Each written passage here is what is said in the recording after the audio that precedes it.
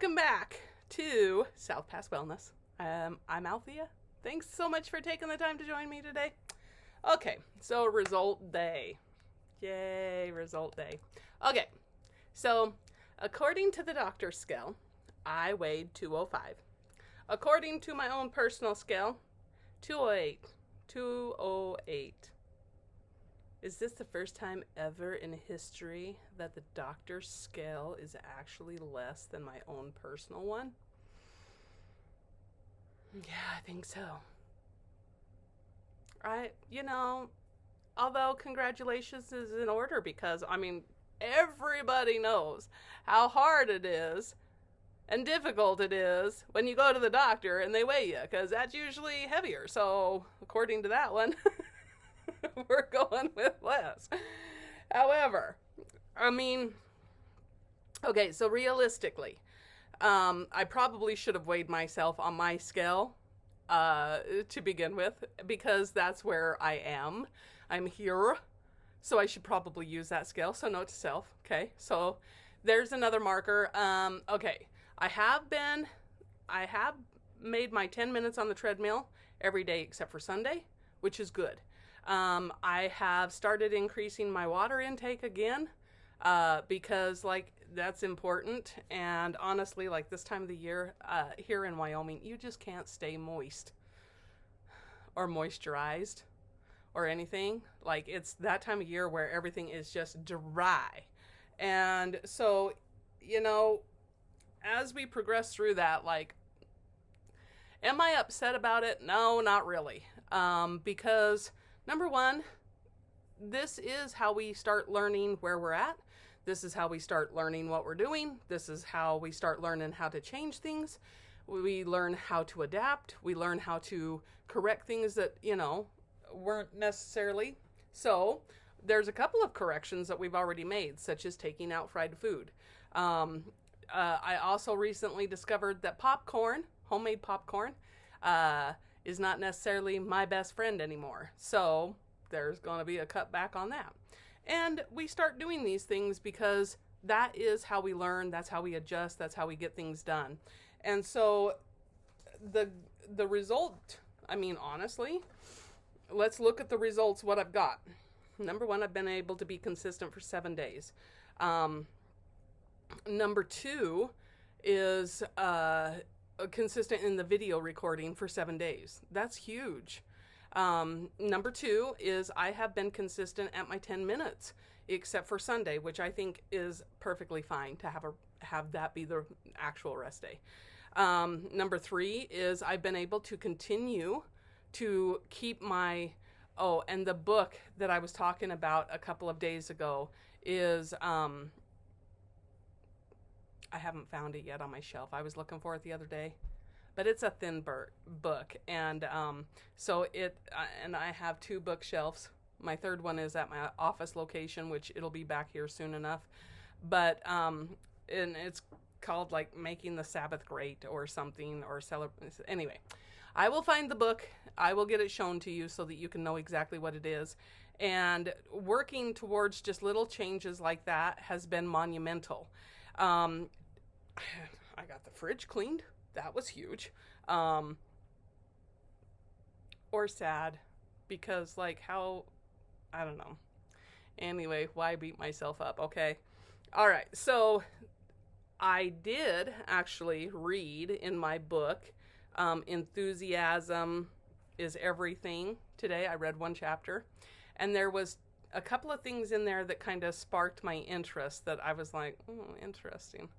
Number one is Norman Vincent Peale made reference to the line where, and I'm not going to quote this because I'm going to botch it, but talking about how you're neither hot nor cold, you're lukewarm, and therefore you get spit out, because he's talking about a relationship with your creator is really what Norman Vincent Peale is all about, is establishing that relationship with your creator.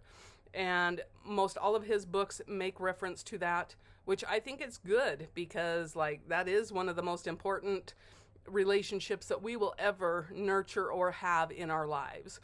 I do believe that when we do have a Christ-centered home and church supported, there's much more that goes into it. It's much more in depth. It's much more fulfilling and those things. And so it was kind of interesting because it brought back a memory of a movie I'd watched called The War Room. The Kendrick brothers, if you have not seen their films, like, please do. They are Christian-based movies, so there's no sex scenes, there's no swearing, which is amazing. And also, like, The War Room was just, I mean, it was just inspiring, honestly.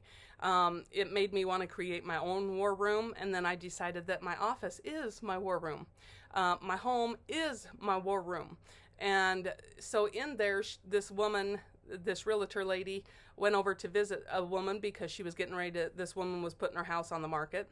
And she asked her how her relationship with God was. And she's like, well, I guess it's lukewarm. So she had brought her this cup of coffee. And she's like, oh, you know, it's warm. And the woman was like, oh, well, you know, that's your relationship with God. That's kind of a representation of what it's like. And she's like, and I like mine hot. And they talked about, so in this enthusiasm book, they're talking about that enthusiasm that you have and that how it builds and everything like that and how it can change your life. And it's more than just being optimistic and positive. It's about working at it every day to find new enthusiastic things and how you're expressing your enthusiasm. So this book, I think, is going to be really, really good. And I'm looking forward to sharing the tidbits that I learned from it with you, because all of it goes into this getting ready for the new year. Like, I'm doing this challenge so that I can create some habits and behaviors that I want to carry forward in my life, and thus getting ready for the new year. And it's been interesting because being able to keep that focus it's with its challenges. You know, I mean, there's little things that try to distract me all day and everything like that to keep me from being focused. And so being able to work with that kind of stuff is like, okay, I'm remembering, number one, what I'm doing. This is getting ready for the new year.